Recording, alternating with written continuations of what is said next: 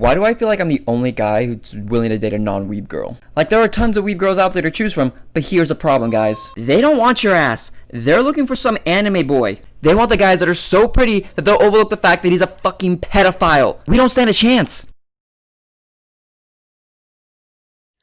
So, when I tell people that my class has a huge amount of weebs and athletes in it, they assume that, like, we're heavily divided and don't get along.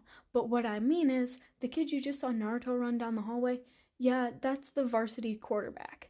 The kid who introduced me to anime in the 7th grade has won 3 state titles in cross country as a sophomore. The girl wearing the Attack on Titan jacket is the varsity volleyball team captain.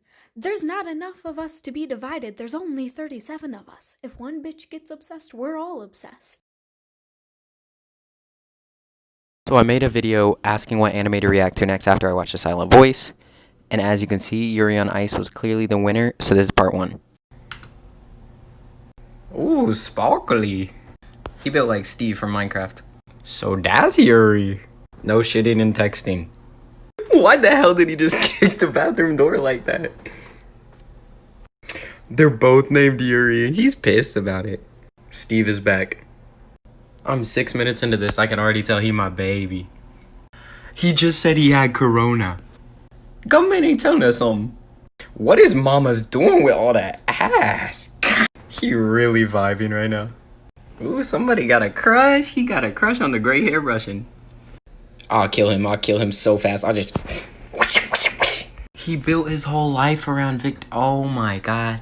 Skinny little bitch, still shaking ass. Ain't free. Like for part 2.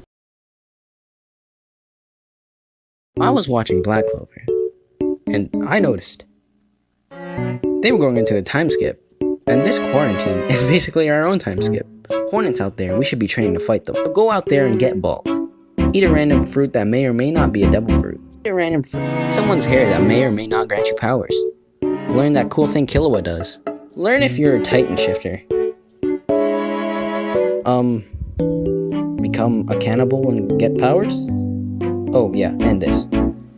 Manifest your own JoJo stand. Learn how to spike a ball into someone's face really hard. Okay, I think I just broke something. Manifest your Nen ability. Scream really hard until your hair turns yellow. So yeah, that's that. Go out there and train your abilities. Or just stay inside and grow your own Discord harem. I made a video saying give me your best pickup lines, but there were so many I can't just react to one. Phantom Blade, are you from Howl's Moving Castle? Because you take my spirit away. Nick R7, are you Kageyama? Because I'd let you rule my court. Do you have a death note? Because every time you smile, I feel like I'm having a heart attack. Jade Lee Berry, I loved this one. Kagami is red, Kuroko is blue. If you're a basketball, I can't score because I'd always miss you. Do people call you Haru? Because I'm nothing but free on Saturday. That is so smooth. Feed the kettle to my Todoroki. Nick a leg. Are you saying Will? Because I can't run away from you. Are you the 2nd season of Oron? Because you look like a dream. I loved this one. Do you watch Haikyuu? Because I like you. I must be Hisoka because when I see you, my sadness is gone. Are you Karasuno's best decoy? Because you're a 10. Damn. I must be Daichi now because I'm dead for falling too hard for you. Looks like you won't be losing any more cards soon with this! That card! It's a draw 2 card. Once that card is placed down, it forces the next player to draw 2 more cards in their hand, gaining more cards and putting them at a disadvantage. That kid, he knew what to do, and found the perfect opportunity to strike. Shit. Now this match is starting to get real interesting. Just 2 cards left. If all goes well in the next few turns, then my victory is assured. All I need from him now is a card that matches its color or its number. I'm not letting you go that easily, foolish boy. I want to see your cute face break into tears. What? Behold your demise! You lose a turn with this skip card! This is bad. So I just got home from picking up takeout, and my brother, when we get to the front door, goes, someone left the front door open while we were gone, and I think I heard someone inside. Me being quite hangry and ready to eat, I just walk in like, hello murderers, I am home. My brother goes, I don't think that's gonna keep the murderers away. I go, okay. Unless your name is Hisoka, we ain't dying today, bitch. The only person with permission to murder me is him, so back off. Just one more button. Just one more button. Just one more button. One more button. Yes. Oh, gee, this is such a beautiful day. Wait, what's that? Oh, great. As if this year couldn't get any worse, this guy shows up. I've been waiting for this moment my entire life. Hey, sorry to break it to you, but how are you so calm about this? I mean, there's literally a 40-foot monster outside our window, and you're just happy about that? Well, you see, according to my years of research, that's just a subspecies of Titan.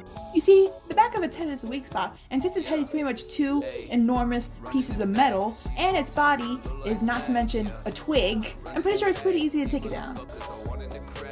What? Dude, if a 5-foot man and an angsty teen can do it, so can I. Wish me luck, soldier. I get a lot of requests for some of the same characters like Killua, Gon, Luffy, Naruto, and we can't forget Ash Ketchum. But did you know all those characters are actually voiced by women? At least in the English dub.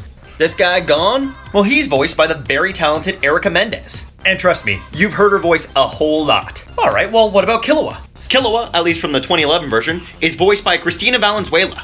And she is super talented. She's voiced in so many things, but you might recognize her from a certain Ladybug cartoon. Well, what about Naruto? Well, Naruto's voiced by Maylee Flanagan. I'd love to just sit down with her and talk for hours, because I bet she has so many cool stories. My god, Luffy too?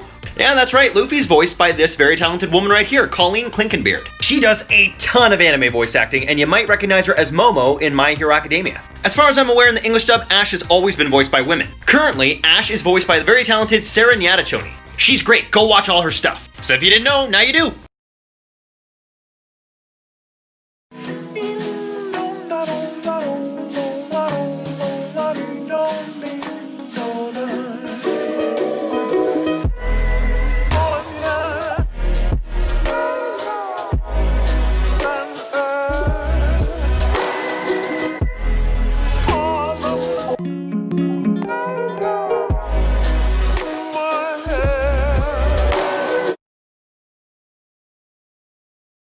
I'm about to have a mental breakdown about school. I'm tired of being stupid and not understanding anything that I learned.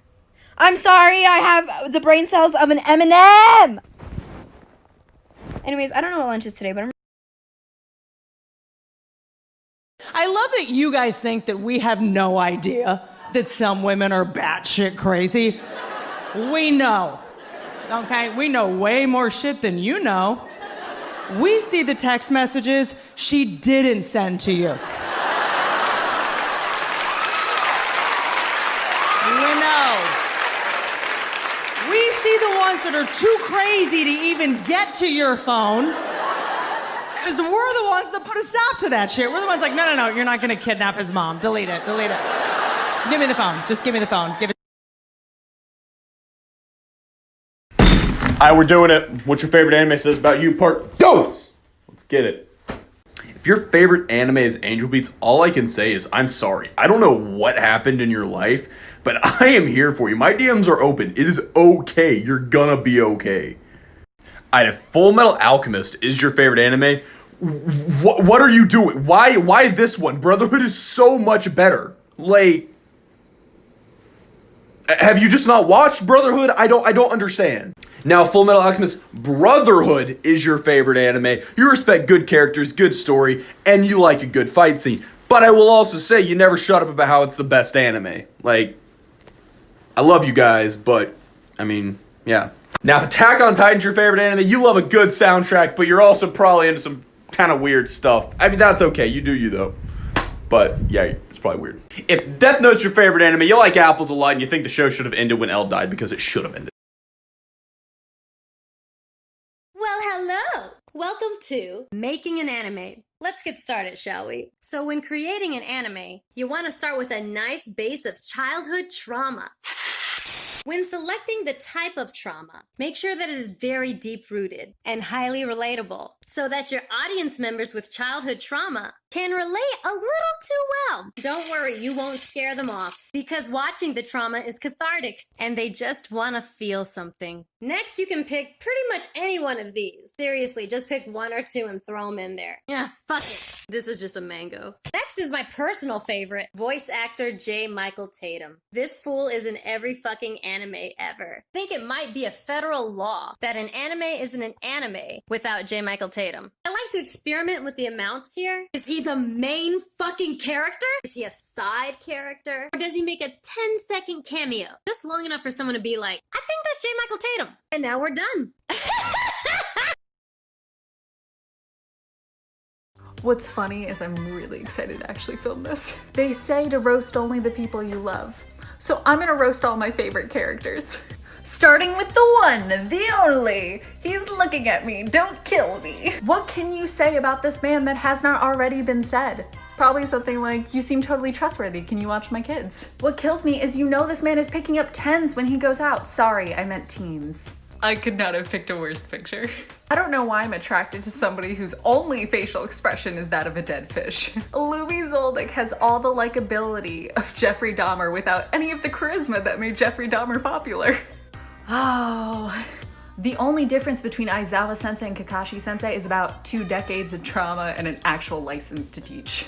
Kakashi Sensei's resume is wild. Genin, Chunin, Jonin, those are just the people that he loved who he accidentally killed.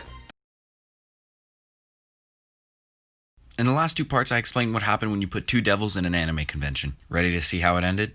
After playing around, messing with a few people, Benny and I got bored. So we decided to exit the art hall and Merchant's Lane for one last hurrah before debriefing at the nearby subway. That's when we saw the perfect sight. There was like 50 Natsus. Peep the foreshadowing to when I began this series. Now all it takes is a scroll down that video's comment section for you to know. Fairy Tail fans are an intense fan base. A fan base that has taken a lot of heat, and as a result, they can really dish out some heat. This was perfect. Benny and I proceeded to run around this crowd of Natsu, telling all the Natsus that, hey Natsu, that Natsu over there wants to fight you. You aren't gonna back down, are you? It took us about 5 minutes to create a Natsu Dragneel mosh pit, so we kept the ball rolling. We then involved all the Fairy Tail cosplayers. Then finally, to complete our masterpiece, Benny gathered a group of villain cosplayers, brought them to the battle we created, and said, quick, Fairy Tail is weak now, you can easily take them out. The Fairy Tail members and group of random anime villains got into a huge LARP session. To this day, it is one of my greatest accomplishments. If you think for a you ain't finna support the Black Lives Matter movement when you know your favorite anime character would, go support it. Or die!